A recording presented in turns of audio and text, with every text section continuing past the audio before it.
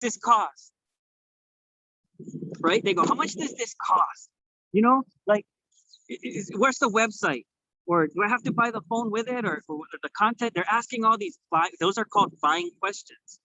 Now, just to possess a technology like this, like Mole G, guys, I mean, we've all at one point in our life thought, oh, I got the best idea for an invention. Didn't you? Like, oh, we just made this. Oh, and put it on the shelf at Walmart. We'd be freaking millionaires, right? But did you? No. You know why? Because the patenting and IT protection, copywriting, trademarking things alone stopped almost everyone, just about everyone. It's so expensive. You have no yield on return for it.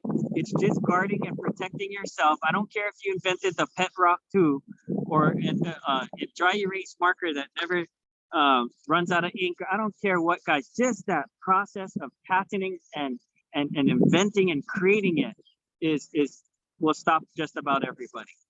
And then if you get past that, how do you bring it to market? Do you guys know that when it came to Oculus, and you guys know that Oculus was bought by Mark Zuckerberg and Facebook, and he bought it, the price tag, guys, you can Google this, was $2 billion. Any of you guys got $2 billion lying around in your back pocket? Any of you guys can cut a check right now for $2 billion? Well, Mark Zuckerberg did in a heartbeat. And that was for freaking Oculus. Guys, this smokes Oculus. This makes Oculus look like an iPhone 4S. This makes Oculus look archaic. I challenge this to anybody, and even anyone with an iPhone 12, the TCL 10 Plus. I'm like, bring your phone over here. Let's do the Avengers test. They're like, what is the Avengers test? Like, you'll see. Boom, school them. In a heartbeat. You didn't have to pay $2 billion. You didn't have to go trademark and copyright it. And I just happen to be one of the guys that know, once you get this technology, well, how do you distribute that technology? How do you distribute something like Moleji? Normally what big billion-dollar companies do is they do licensing, and they license out Australia. They license out Asia Pacific.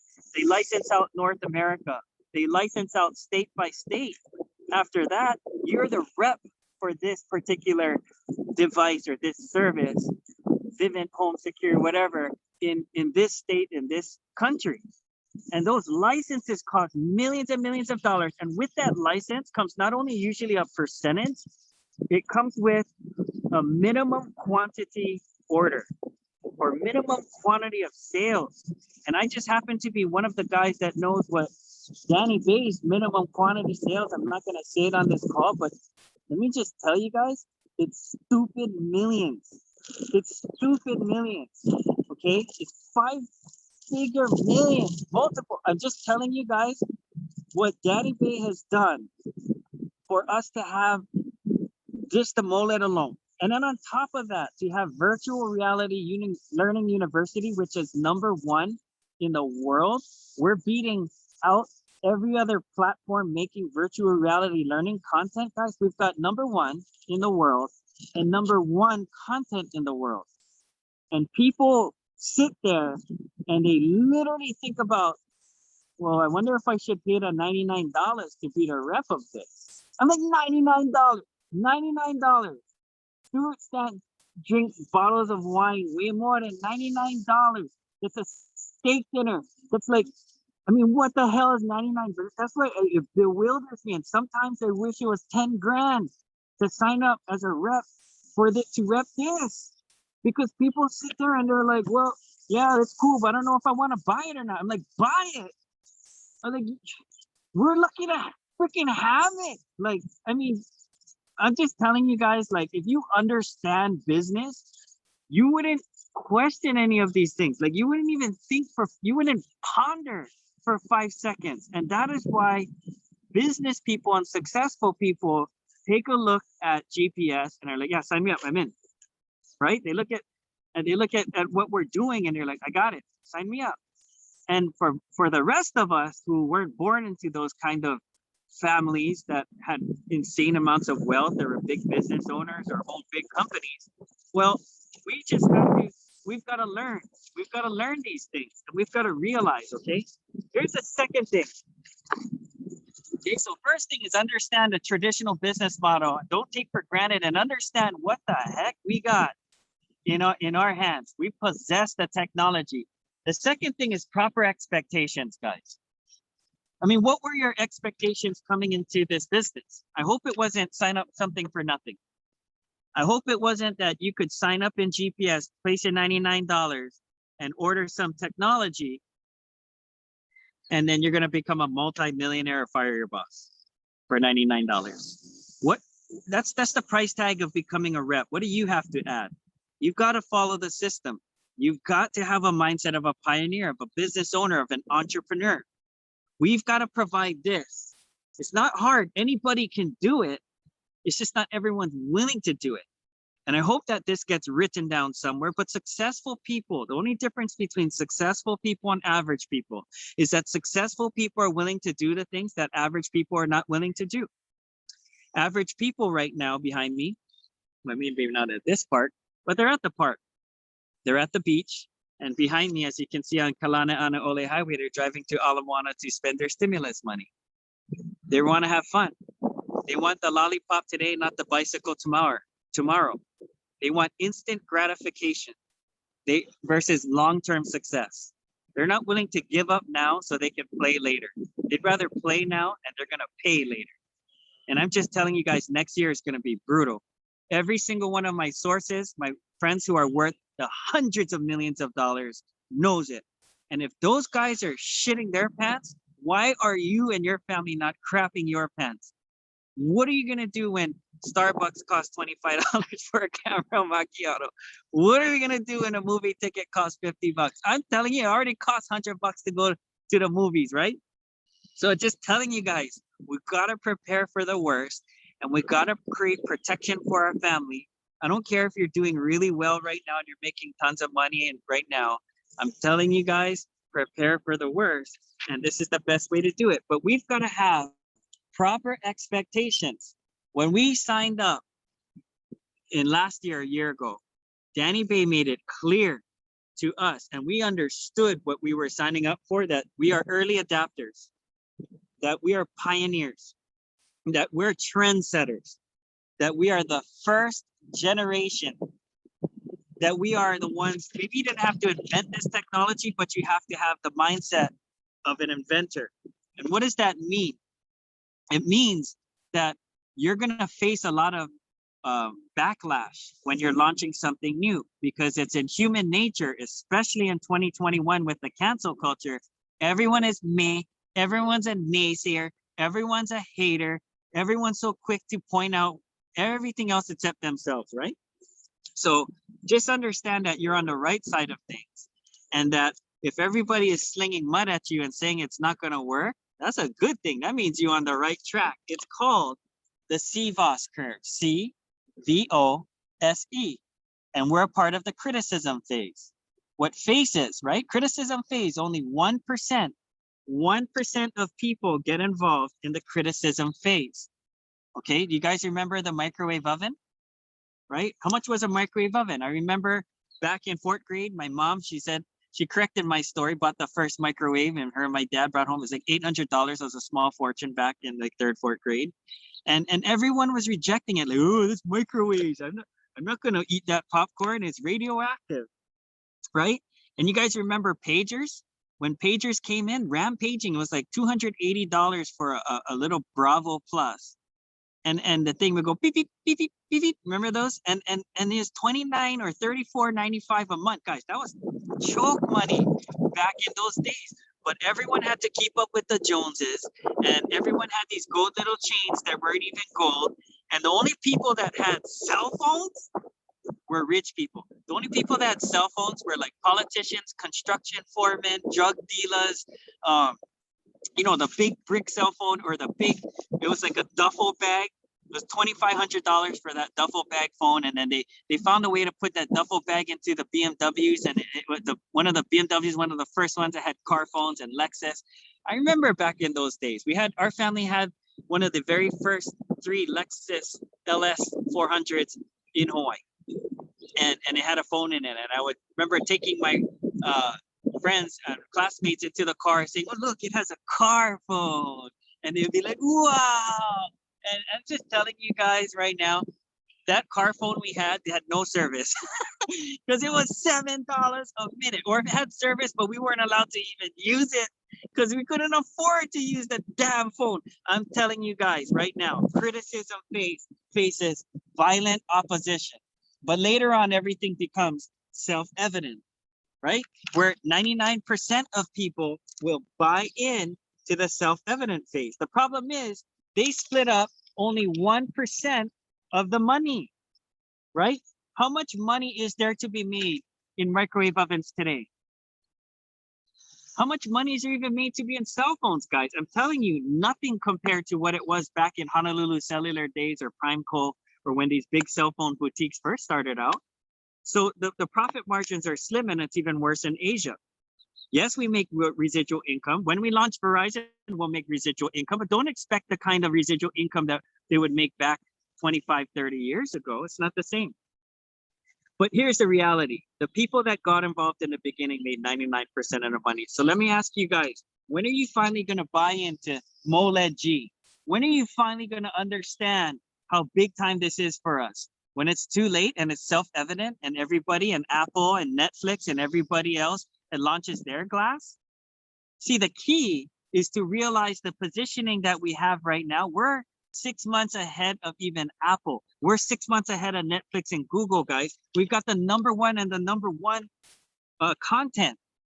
And I see people there easing up on the gas. That's crazy. That's crazy to me. Okay. How about apps? How about e-commerce? All of those things, guys, we're taking advantage of. So #2, proper expectations. #3 is having a proper mindset. And when it comes to proper mindset, guys, do you have a proper mindset of an entrepreneur? Do you have the kind of what do entrepreneurs do?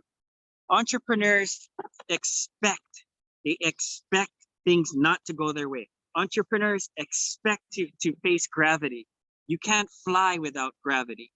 They never made statues and made huge commemorations of people that didn't do crap and sat on their ass and were just critics.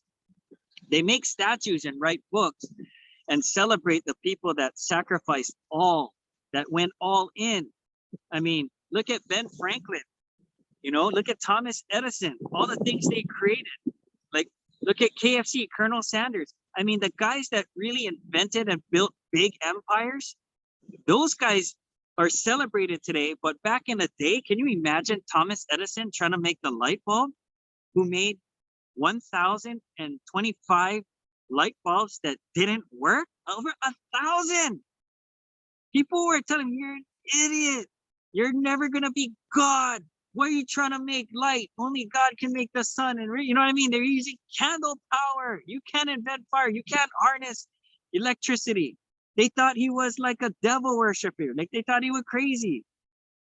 But as all of us today are harnessing electricity, I mean, it's just insane. Look at Elon Musk, guys. Elon Musk is what you call a visionary. I hope you write that down. Now, you don't have to be a visionary. Thank God we don't have to be a visionary. Danny Bay is a visionary.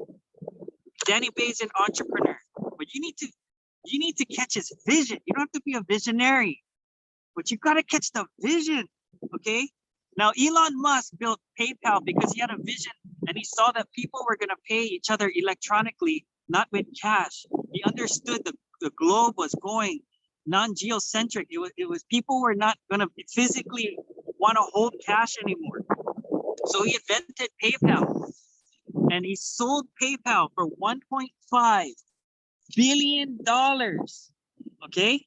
But did he stop there? How many of you guys would give up at 1.5 billion in the bank, sold it? He could just eat the best food, vacation for the rest of his life, and all the generations to follow him in his family probably set for the next 4 more generations or more. But did he stop there? No, because that wasn't the end goal. Just because he made I-500, he didn't retire, right? Guys, he sold it and he put every single penny into Tesla. Okay? Now, Tesla today is worth $400 billion, but there were times when he literally sunk his last millions of dollars into Tesla to and he didn't pay his rent. He didn't pay his own bills because he is so clear on his vision. You guys gotta research Elon Musk. I'm not saying he's like gotta be your hero or something, but you gotta get into that mindset of, because that's the level of things that we're building on. And Tesla today is so popular, the stock is ripping through the roof, and everybody wants one, and all the other car companies are now following suit. Ford, GM, even Ferrari. It just came out with electric vehicles. When's the last time you think of Ferrari and Lamborghini coming out with electric vehicles? He even turned them upside down. And I'm just telling you guys, he didn't stop there. He rolled all of that into SpaceX. And now he's trying to put people on Mars. Some people are worried about paying their bills and their mortgage and their rent. And he's worrying about how to set up mortgage payments on Mars, on another planet. And SpaceX is already worth, it's brand new, but it's already worth $74 billion. Let me ask you a question. I'm not saying you got to have billions. I'm just saying, where's your mindset at, right? Because if it was you're at the mindset of relax, and I don't know if I'm going to take advantage of this or jump in full heartedly, or Elon Musk, I'm telling you, get closer to Danny Bay, Elon Musk's brain mindset, and you're going to have more success. What is the mindset of a successful person? Like, do you want to be below average, average, or successful? I hope every one of you guys just said, I want to be successful, or else you're on the wrong freaking call here. And a successful business owner, Nirka, who's a big time success trainer, says it best. Success is when your thoughts and your actions and your results are all congruent with each other. Okay, successful. What I think and what I do and what I get are all in alignment with each other. Now, when that happens, you're successful. If that didn't happen yet, you're not successful yet. We just got to keep doing proper thoughts, proper action until you get the result, right? Okay, so if your goal is to be I-25K by end of the year, what thoughts do you have to have? What actions do you got to take so that the end of the year you can have that success? What about being a champion? Champions find a way or make a way. You know, I've been talking to some people from every walk of life. And, you know, the last leader I signed up is a kid. His name is Ahi. And he works at Dave & Buster's. And he was he's a server there.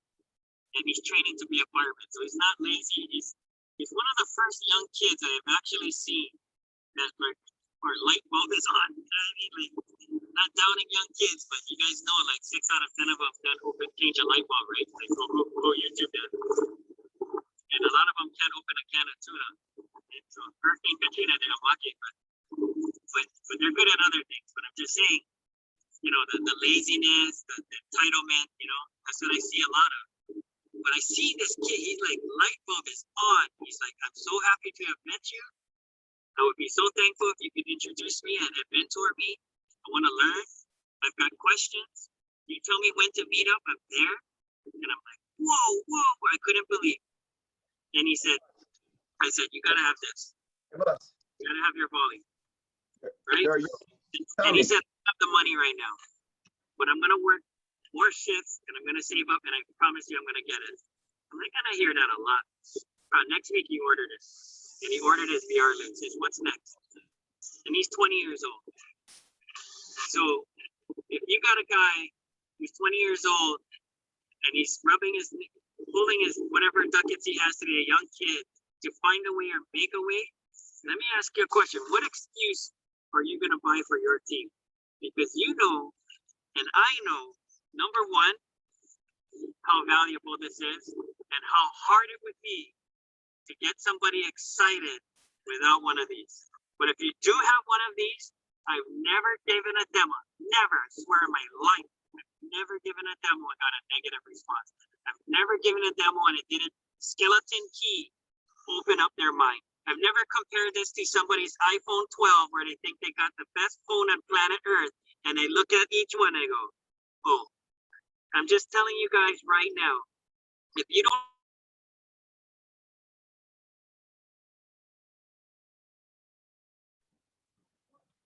Hey, boss, check your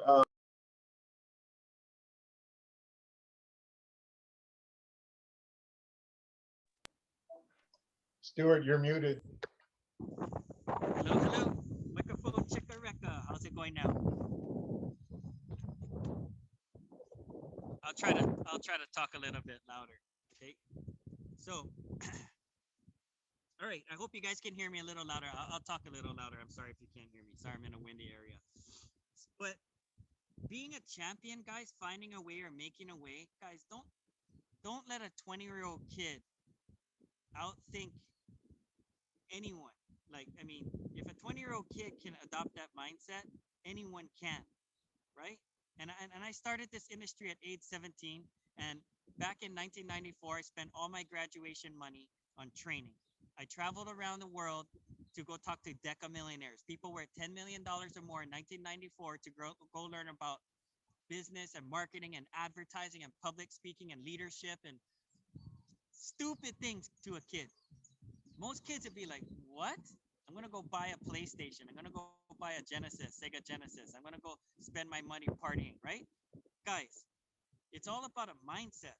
And you gotta adopt this mindset sooner than later of a business owner. Like if you were gonna send your kids to college, would you like pay the tuition but not get the books?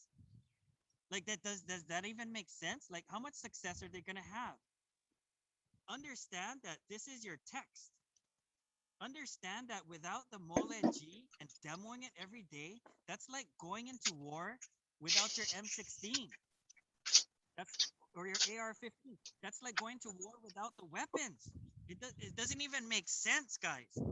And let me ask you a question. When we build this 5,000 customers on the right for you, and we help you build 5,000 customers on the left, and you make that $80,000 that month, do you want it to happen just once on Peter Lama's volume? You want it to happen only once on Organica? Really? Or would you rather have it on VR Lou, which is $99 a month subscription, and you want that freaking $80,000 to come every month? You tell me. I don't know about you guys, but I'd rather earn a residual income than I'm not discounting any of our products. I love all of our product lines. I use it. I'm using Peter Lamas right now. Look, my hair is growing back. I love it. I'm gonna be a customer for life because I can afford it, and I cannot afford to lose any more hair. Just kidding, because I'm single.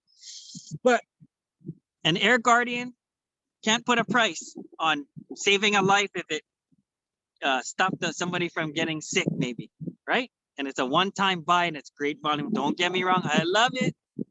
I love I'm Kana. I love all of our products that we have. We have great products. Thank God we don't have Tinker Toys and soda crackers, right? We're not selling crap, guys. Okay? But ask yourself, do you want to build a residual income and a nest egg that's gonna keep on paying you over and over and over and over again? Or do you want to make a one-time sale and make money only once? Okay, now let's finish up quickly, and I'm almost done here. Sorry, Stuart, I'm taking a long time, but I really think we needed to have this real conversation with everyone, because this is the conversation that I have with myself in the mirror as I stare at myself on this Zoom screen. What is it? What is the mindset of being a winner, right? You know what mindset of being a winner is? The yeses build your team and the no builds you, right? Not expecting to get some negativity or people who are hating on you or your family or are you rich yet? You know, my mentor, one of them in the beginning days was Cliff Braun, and he told me, he's like, oh, I had that negative aunties and uncles that every party, they would come up and be like, are you rich yet? Are you rich yet? Hey, you still doing that thing? Are you rich yet? And one day, and these are guys that made $6 million in the industry in their like first 5 years. He said, yes, I'm rich. Or they say, why do you always talk about trying to get rich? How come you're always trying to get rich? You always talk about the easy way. I'm like, you think this is easy? And it's not about caring so much about trying to be rich. I was just sick and tired of being poor. You know what I mean? Okay. So guys, adopt the mindset of a winner and understand winning. It's a habit. It's a habit. Now here's gonna be one in kind of in your face, guys. And I'm sorry to end like this. When I get to Maui, we'll crack a bottle of wine and we'll make up. But is your mindset the one of an I-200K? Ask yourself, would an I-200K act like this? Would an I-200K spend my time like this? Would an I-200K make decisions like this? And you're going to have your answer. Just fill in the blank. You want to do one better? You want to do one better? Ask yourself, what would Danny Bay's mindset be? What would Danny Bay do in this situation? And you'll have your answer. You don't even have to hang out with Danny Bay. You probably know. If you don't know, ask one of us, we'll tell you. Or ask Danny Bay, he'll tell you. But don't you think you have to adopt Danny Bay's vision? Don't you think you have to, and I don't think anybody can really get close maybe, but I've never seen any human in my life have the kind of work ethic like Danny Bay. I think Stuart Stant comes pretty darn close. I think Marlon comes pretty damn close, but Danny Bay is something on another realm or stratosphere of work ethic. That guy, sometimes we look at him and we're worried, like he looks like a zombie, but that's because he cares so much about his family. He cares so much about all of your guys' success.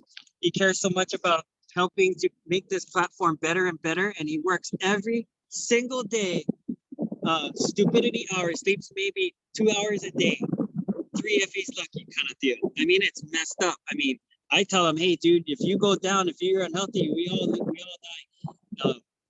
And he goes, yeah, you know, but I'm just telling you guys, his work ethic is second to none, right? And what about the kind of desire? You got to have a major desire to have that kind of work ethic. And of course, leading by example. So the last thing I'll share with you guys is this. What is your DMO? What are you doing on a daily basis? Success is done daily, not in a day. You know, so what if you had a good day? That's freaking awesome, guys. That's so awesome. We all have those days where you had multiple people sign up, people on your team got promoted, you got promoted. There's times to celebrate. But that doesn't mean take the next week off and like, I'm just going to chill. You have to have the compound effect, okay?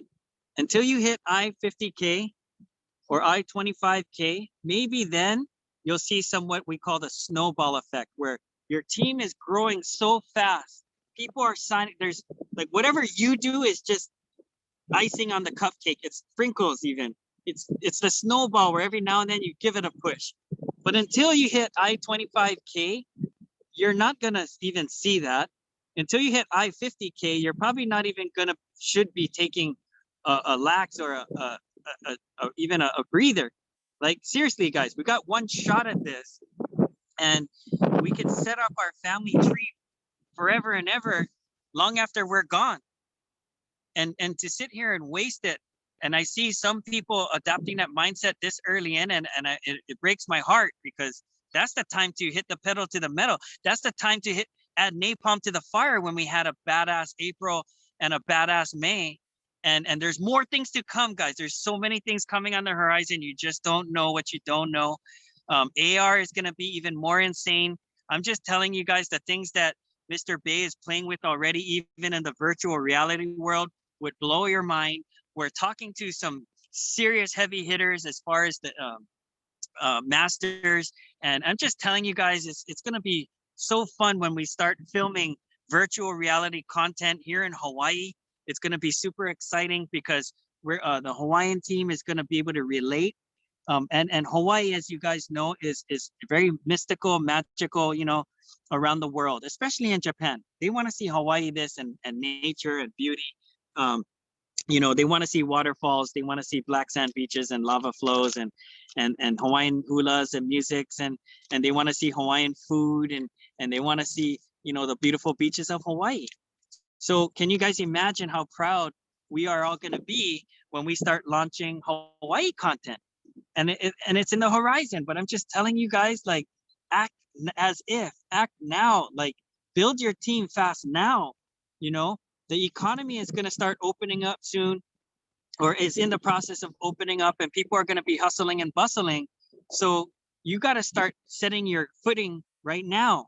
You've got to get into people's minds right now before they get preoccupied and distracted from other things that are going to take place. So I just want to be in your face today, guys. I apologize if it's not a happy-go-lucky call. Although I think if you just caught these four things, these mindsets, these to bring to the forefront of your mind what we have here, then you wouldn't relax, then you wouldn't let off the gas, that you would attack harder than ever before, that you would do more demos and more launches and more exposures than you ever have done, ever, because we're never ever going to have this window. People are going to talk about this time. It was the golden phase. It was a time where we had it all, where nobody knew about GPS. Nobody could shake a stick at us. No other big company had VR glass. No one. We were the ones. You guys know that time is going to come. This will come to pass. And you don't want to be that person that's like, coulda, shoulda, woulda, didn't. Don't be that person, guys. Let's attack ferociously and together as a team and come up with a plan. When we're done with this call, get together with an accountability partner, get together with somebody, your upline, a sponsor, somebody that you look up to in this business and say, hey, you know what? I want this and I want this for my family. And your message hit me square in the eyes and I got it. And I want to take advantage of it. I don't want to be that person that was like sitting on the sidelines, listening to the naysayers, listening to the haters. And I bought into what they were saying and things weren't happening fast enough for me. Guys, don't be that person. Be the champion, be the winner, be the pioneer, be the early adopter, and be the inventor, and be the visionary. I hope this hits you like it hit me, because me designing this training reminded myself of all of my inadequacies and all of the things that I'm dropping the ball on and all of the things that we got to get done together as a team. So I'm in the soup with you guys, and I make a commitment to myself to go after it and get her done. So I hope this is a memorable Saturday training for you and a message that from my heart to your heart, and that I care about your success. And Stuart, Stan, you guys got a leader that literally bleeds for you guys. Do not take your leaders for granted. Do not take this company for granted. I'm glad this is being recorded because we're all going to see it a year from now, 2 years from now, 5 years from now, and say, holy shit, Tommy wasn't lying. Tommy knew what was up. Tommy saw that and he pointed it out because Danny Bay pointed it out. And that's all I'm doing. I'm reiterating to you guys what Danny Bay does for us. And I hope that it hit you in the face too, because it hit me in the face. So don't take it for granted, guys. Let's take some major action. Stuart, Stan, you are the man. And I hope to see you soon, even if it's we cross paths at the airport. But it's going to be a great month, guys. July, second half of the year. You better start at 100 miles an hour. Back to you, sir. Thanks for having me on the call. Aloha, everyone. Love you guys. Oh, thank you, bro. Thank you, sir. And yeah, real cross paths. And thanks. There's not much more I can add to that. Let's go out and have an incredible weekend. All you fathers and who are single moms, happy Father's Day. Let's go change our direction this weekend. Let's use this call. Take action what Mr. Tommy Lee covered, and let's go and have a momentous weekend. Guys, have a great weekend. God bless. Aloha. Have fun on Oahu.